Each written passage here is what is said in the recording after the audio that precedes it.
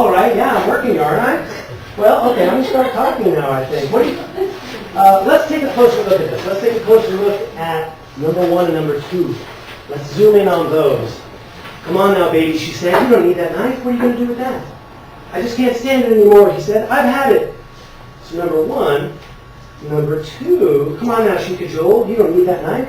What are you going to do with that? I can't stand it anymore, he ejaculated. I've had it. Nice, okay. I was going to ask you which one you like better. I don't have to, do I? No, I don't have to. Okay. Number 1 uses the word said, which is an amazing word, really. Some writers don't like seeing the word said appear 10 times on a page, maybe. Something like that. Maybe less, maybe more. It's repetitive.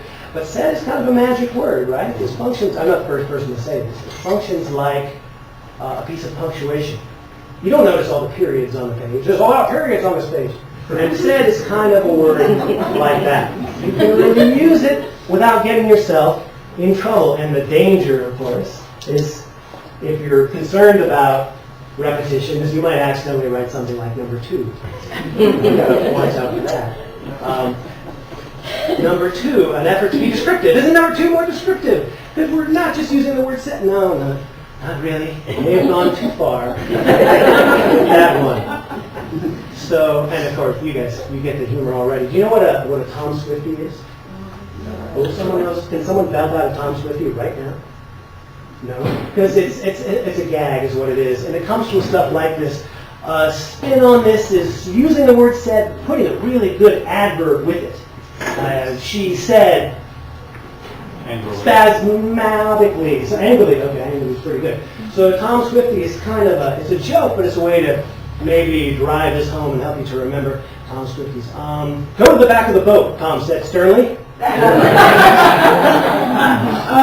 love Tom Swifties. And that's kind of the idea, and that's just a reminder, watch out for adverbs, watch out for said bookisms is what these are called when you start saying things like cajoled and ejaculated. Let me think. The radiation's not dangerous, he said glowingly. Ooh, isn't that great? Yeah, you feel that one. One more. I'm told this is that Stephen King dropped this one, and he said, let's see, I'm the plumber, Tom said with a flush. I don't know if that actually counts, but it's funny. So you know about said. All right, let's take a look at number 3.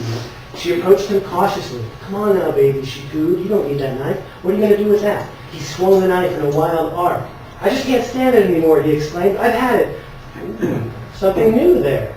Now, one thing, I should go back to 1 and 2 and define what she said, he said, she cajoled, he ejaculated, what those are. Those are attributions, they're called, right? They tell the reader who's speaking, which is why they need to be there at all, really, so the reader doesn't know who's doesn't get confused about who's delivering the line. And number 3 is where we first see something else. It's an attribution or maybe a tag, I call it sometimes. Can you hear me in the back? Yeah. Okay? Fine. Great. Okay. Number 3, something new is happening. There's some description here. She approached him cautiously. We have an action. He swung the knife in a wild arc. That gives the reader something to look at, something to see, hear, smell. Description and action really is wow, doesn't that help? It helps tremendously. And if you look at, let's skip. If you look at number 5, she approached him cautiously. He swung the knife in a wild arc. There's no tags.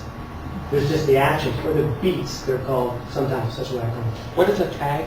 A tag is an attribution. He said, she said, she cooed. Oh, okay. A tag is it's a phrase put into your writing so the reader knows who's speaking. Said is maybe the workhorse of all tags. And beats like this, she approached him cautiously. And number 5 is really pretty interesting because when you have a beat, when you have an action that has a character doing something and then that character has a line of dialogue after, you don't even need said necessarily because it's just kind of a rule with reading fiction in English. I don't know who made up this rule, but the rule is if there's an action and then a line of dialogue after, the person who did the action speaks the line of dialogue. And everyone seems to get that, and it's fantastic for us writers because we can use it.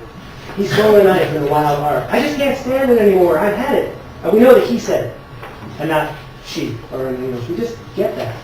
And so my own evolution with my writing was there was a small, wonderful period I had when I realized that I could say said, and I was safe. And then there was another wonderful little bit when I realized that I could put in a beat, put in an action, and then I didn't even need to say said.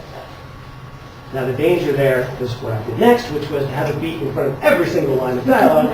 So you had characters talking, and they were doing things, they were making coffee, and so there's a balance that you need to strike, which I think brings us to number 4. Now, did anybody pick, when I asked you to pick your favorite of the 5, did anybody pick number 4 as your ultimate favorite? So some people did. Yeah. It's very lean, isn't it? There are no tags. There are no beats. It's just straight dialogue, rapid fire, boom, boom. And as long as the reader doesn't get confused about who's speaking, you don't do it for too long because the reader's blind while this is happening. There's just lines of dialogue, and the reader can't see or hear them. They can hear the lines of dialogue, but the reader can't see what's going on. It's very, very fast.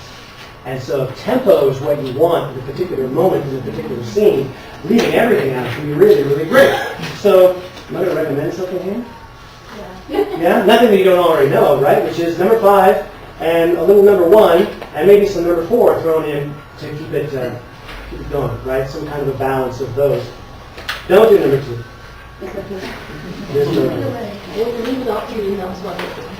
Number 3? Just because it's ejaculated. And I should say something about that, because it's not like you can't say he asked or she cried or something like that. I don't think that's a terrible problem as long as you don't get carried away.